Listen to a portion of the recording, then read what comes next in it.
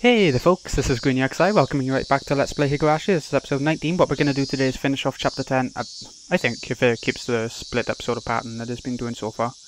And we're going to try and have a nice, normal day with Rena and Mion around, as well as the others in the group, but the others seem okay so far.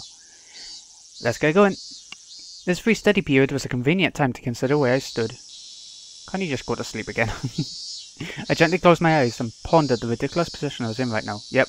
He's going to sleep. First of all, what I shouldn't forget was how dangerous of a situation I was in. I'd fallen out of favour with them. After interacting with Keiichi-san multiple times, I could see it as I was getting closer to the heart of the matter. The warning yesterday with the mochi was a good indicator of that. No, calling it a warning was just my habit of understating things. It probably had no meaning beyond stunting my progress and buying themselves some time. Until they had a method of completely erasing me. They were just biding their time. Even though they were keeping me under their thumb with threats, it didn't change the fact that I knew too much. The chilling sensation of my desk made me recall Satoshi Hojo. A chilling sensation of his desk? It's not that bad, is it? A bit wooden. The boy who was using the seat until last year when he disappeared. See, I stopped reading halfway through and that's what happens. Was he also similar to me? Did he learn something he shouldn't have and was erased? Damn. I wouldn't let them get rid of me so easily, never. But were they really trying to kill me? I've had these contradictory feelings for a while now. Even though I suspected them, I felt I had to cover for them. With all of their suspicious behaviour, a morning like this just made it all seem like an elaborate hoax. No, that's just what I want to believe. Doubting my friends? Covering for them? My life was in danger. Or was it? Actually, I was debating the wrong point. Given my current situation, those points were something that should have been deliberated on a long time ago. But really, Rena and the rest of them, were they actually aiming to kill me? The little voice inside me continued to torment me with these unresolvable trains of thought. Are you an idiot, Keiichi Maibara? The answer should be obvious. But maybe that sewing needle might have been just an accident, right? Yeah, of course. Everyone sews while making mochi. How could you screw up and drop a sewing needle into a piece of mochi? The benefit of the doubt can only go so far. Exactly. Both Rena and Mion had acted and behaved suspiciously, but maybe it was all some sort of misunderstanding. What kind of misunderstanding? It wasn't just suspicious, it was outright ludicrous, right? Rena just corrected me for lying, and Mion only asked me what I had for lunch. Rena was standing outside our door, eavesdropping for a good hour, you know. She was probably just waiting for my phone call to end.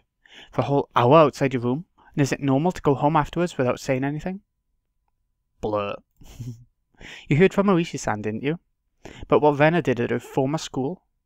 But at the hospital, she said it was Oyashiro-sama's fault. She... Cut out, Keiichi Maibara. Don't you realise I had to kill you? Inadvertently blurted out those words out loud. Hearing myself say that so directly left me dumbfounded for a few moments. Afterwards, I had to look around to check if anyone else had heard it. Wouldn't it be a bit bad if they heard it? My little soliloquy cut a little too close to the truth. Even though I could feel the murderous intent from Rena and the others, part of me somewhere was still trying to deny that. This late in the game, such hesitation could be fatal. I knew that. But I was just your average student, a man living in his normal, ordinary life. Man, you're a boy. Shut your face. Do you think I could suddenly believe that my friends who I had been happily laughing together with up until last Sunday now intended to kill me? Right? You're too soft, Keiichi. This time I remembered to keep my voice down so only I could hear it. He's talking to himself. Never a good sign. There was one thing I now understood. I was too soft. I didn't completely understand how dangerous Rena and the rest of them were. No, I wasn't trying to understand. I was too soft for not listening to Keiichi-san when he was earnestly showing me the heart of the matter. I didn't listen because I was too busy pretending to be dejected. I didn't comprehend it. I was just running away. I didn't comprehend it, so nobody had any notion to try and kill me. I needed to get rid of such naive thoughts. As I made that resolution, I heard the bell signaling the end of class. So soon. The day was already over. This has been a lot of filler. We've heard all this stuff a million times already now. I didn't recall eating lunch or doing anything in class. My friends were putting their desks together in preparation for club activities. Not long ago, I would probably have happily jumped into that circle. But now he really doesn't want to be with them, does he? My Keiichi-san. How rude of you to even think about leaving. The way Sadako spoke was so typical and familiar, it almost physically hurt. Huh, Keiji-kun? Is today not a good day, I wonder? And we were going to win big together. How? Ah, cute. Seeing Rena's expression, which said she was really looking forward to the day, was hard to take. Hey Keiichi, maybe Higurashi-san is just some enormous jerk trying to separate me from the others by lying to me? Slap. Trying to expunge such weak-minded thinking, I slapped myself in the face. I bet they thought you were a weirdo. Yeah, exactly, that face, exactly. Keiichi-kun? Yeah, was Rena really trying to kill me? I wish someone would tell me it was a hoax. I didn't care if it actually was one or not. I just wanted someone to say it was. Yeah. Yet another weak-willed thought. How did I ever become this naive? Are you alright? Does your head hurt? Apparently that was how my inner dilemma appeared to Rena. You're pale. Can you make it home by yourself? Maybe I should accompany you home, I wonder. I wonder. No, it's okay. Sorry. I can get home by myself. Just have the meeting without me. Upon hearing that I wasn't going to be participating in the club meeting, my aunt pouted unhappily. Since Keiichi was so bent on a revenge match, we were even going to play that deduction game from before too. Keiichi-san doesn't have the burning desire for a rematch? How pathetic. I won't fall for such dumb taunt. Without even a real retort, I just grabbed my bag and was about to get up. Someone's hand perched itself gently on my head. Ah. Keiichi doesn't seem to be well. How very unfortunate. It was Rika-chan. She was stretched up as far as she could, doing her best to pat my head with her petite hand. It felt so nice, which made things even harder. Sorry, everybody. See you. He's really disconnected from his mates now, isn't he? He's got good reason to be, but it seems so sad all the same. That's all I said, so I quickly left the classroom. They said something to me as I was leaving, but I couldn't make it out. I managed to make it all the way to the entrance in that state of mind, took out my shoes, put them on, and went forward. And it's strange how they have their own shoes in Japan, in schools. I found that really odd. I went forward. Harden that heart, Keiichi Maribara. They were, for some unfathomable reason, trying to kill me. They were plotting something dubious, watching my every move. But I couldn't hate them, because weren't they my friends? Part of me lamented my naivety, while another part lamented the fact that I had lost something important by lamenting over it in the first place. It felt like my consciousness was being ripped out of my body. If this is what Oyashiro-sama's curse was like, then it was just too harsh. Hey, I was wrong for not believing in your curse, but I believed in it now, completely. Your curse does exist. So seriously, give me a break. I beg you, get on. Keiichi feels really isolated now, as well. Ooh, what's going on? Oh, okay. Dinner was unusually bland. It had no flavour or aroma. The miso soup that normally tantalised my appetite instead tasted like nothing but boiled water. Dad was eating with us that night. It was a rare occurrence in this household. When he got into his work, he ate and slept on his own schedule. My dad never cared about the time. Since my dad was at the dinner table, it either meant he had just reached a good point to take a break, or he was in a slump. So yeah, he just doesn't understand the motivation creators have. The partnership was just a verbal agreement, wasn't it? If it's so hard to agree on things, why not just end it? I feel like it's an industry with a lot of back scratching, but when it gets in the way of business. I wasn't able to pick up much of my mum and dad's conversation, but I could tell it wasn't a very pleasant topic. That, of course, made the disgusting food even less appealing. Staring listlessly at the exchange between my parents, my mind wandered off to the same thought processes I had gone all day. Friends close to me. No, they used to be friends, but I could no longer trust them. Right now, I was greatly lacking in allies. People I trusted, people I could depend on when push came to shove. They were something I just didn't have. Having just one ally would have been incredibly reassuring in the currently hopeless situation I was in. I put down my chopsticks and looked over at my parents, who were still talking about work. The first course of action that came to mind was to tell my parents everything. Currently, there wasn't a single person from Hinamizawa I could trust 100%. That meant the only people I could trust were my parents. What? Then he doesn't trust his parents, does he? Okay. But if I told them everything that happened up until now, would they understand? Rena, for example. That neighbourly Rena, who was so diligent in looking after me, came to get me every day, and sometimes brought over a share of what she made. How could I explain that she wanted to kill me? No matter how I explained, it would probably be difficult for anybody to comprehend. My somewhat eccentric dad wouldn't understand. My high-strung mum would probably drag me off to a psychiatrist in the blink of an eye. Sadly, that was the amount of trust that existed in our relationship. Even if they did come to understand, what could they possibly do? Unless they could uncover the truth, they wouldn't be able to protect me. No. By informing them of these unnecessary things, I'd be putting my parents in danger as well. Considering that the victims in past incidents were often married couples, I couldn't even joke about it. For the entire Maibara family to have an accident or to just vanish into thin air, it was easily possible in Hinamazawa. What was important here was that knowing something unnecessary put you in danger. The most unsettling question was, how did they know that I knew? As long as they didn't know, my parents might not fall victim. That was the only way to think about it, I guess. At least it was like that in my case. After I found out, things started becoming odd. In other words, it meant the following. As long as my parents didn't know anything, nothing would happen to them. As long as my parents were here, this house would be a safe haven for them. I knew that these were just assumptions based on conjecture on top of conjecture. Wanting this house to be a safe haven, that was the pinnacle of my weak-willed method of thinking. I had to concede it was not completely safe. It was only safer than the outside. I knew that I couldn't rely on my parents. No, I couldn't risk getting my parents involved. Then the only person who could be my ally would be Uishi-san, him and him alone. He was the only person who understood the situation I was in. He didn't care so much about my safety, but he was without a doubt passionate about solving this case. It was a bit frustrating. Uishi-san was basically the whole reason I was in this mess. Now to get out of it, I had to rely on him. Meaning, it was all going according to his devices. It was just my job to look appetizing while bobbing in the waves as bait. Then, when the fish started gathering around, Uishi-san would pull up the big haul. It was slightly infuriating, but even I thought that was the best course of action. So then, what should I do? Patience was the first rule of fishing. Just keep waiting till the fish actually bites. But I wasn't simply bait. There were lots of ways for me to struggle before being devoured. When they struck, I needed to somehow dodge just enough and tag out to Uishi-san. No question, it was going to be hard. The timing to bring Uishi-san in would be difficult. He was in the city, not Hinamazawa, so if I found him in my moment of need, it would take him about 30 minutes to reach me. So I needed to run away for those 30 minutes. For example, if we set up a rendezvous point for dire situations or something, I'd just have to hide out there until Uishi-san arrived. Okay, I can almost see it now. I was still being chased around in the dark by boogeymen, but now I knew which way to go. I would never have imagined this would be so reassuring. Oh yeah, it would probably be best if I had a concealed weapon for when things get rough.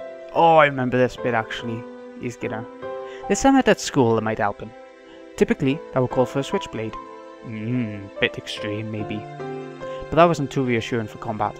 Also, since it was recognised as a weapon by the public, that also wasn't good, exactly.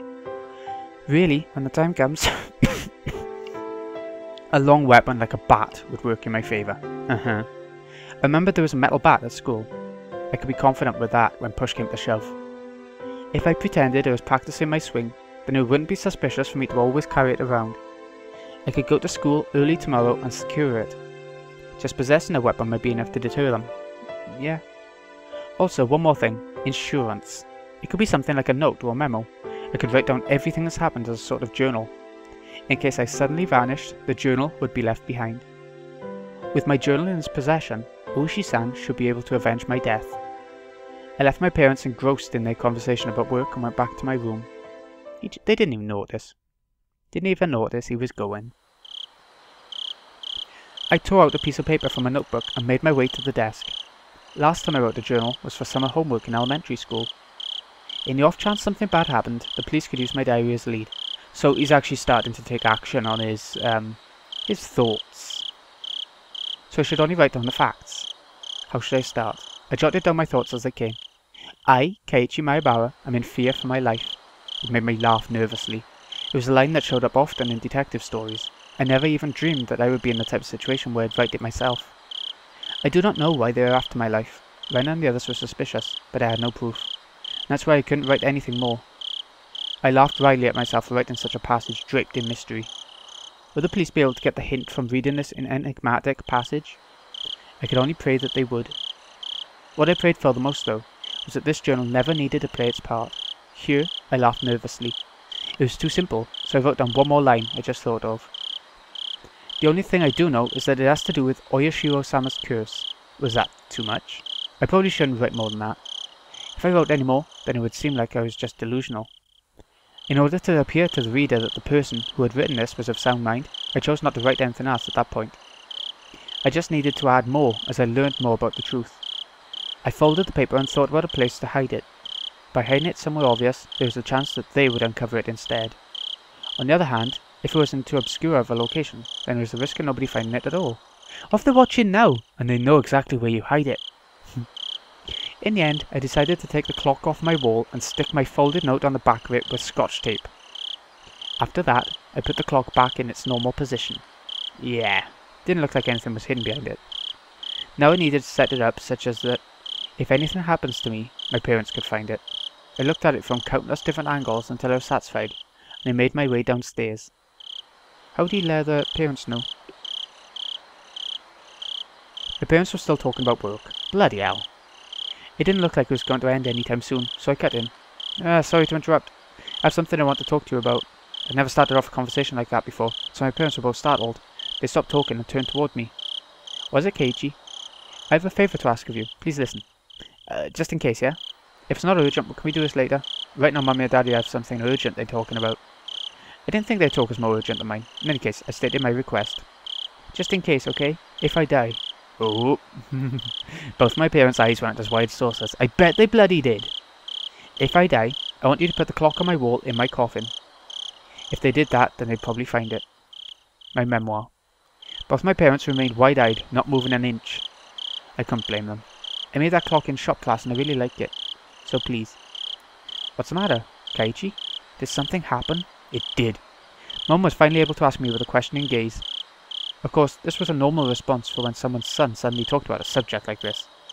I felt bad about making them worry, but right now, I just wanted them to think about the clock in my room.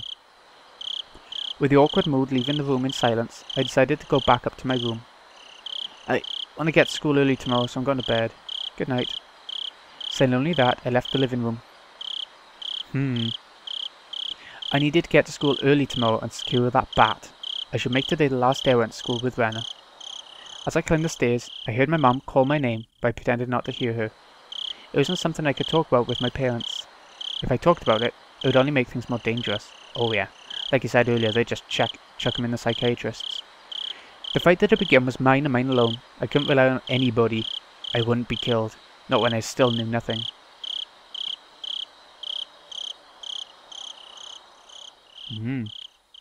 Oh, that's the end of the chapter, is it? That was quite a slow one, but things really are going to come to the climax really soon. Really soon. I think chapter 11 might be the last one. New tips. Not feeling so hot. He's really not, is he? Chasing shadows. I thought that was a lolly then. It's a magnifying glass. Anyway, let's have a look at the tip.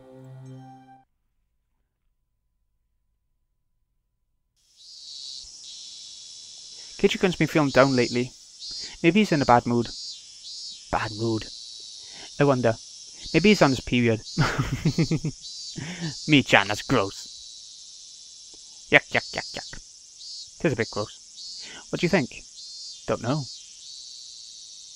Could be that Kei-chan. Maybe. I don't know. That day Kei-chan was in that car talking to some tubby middle-aged guy, right? Oh, we're seeing it from their perspective. This is interesting. Yeah, no mistake.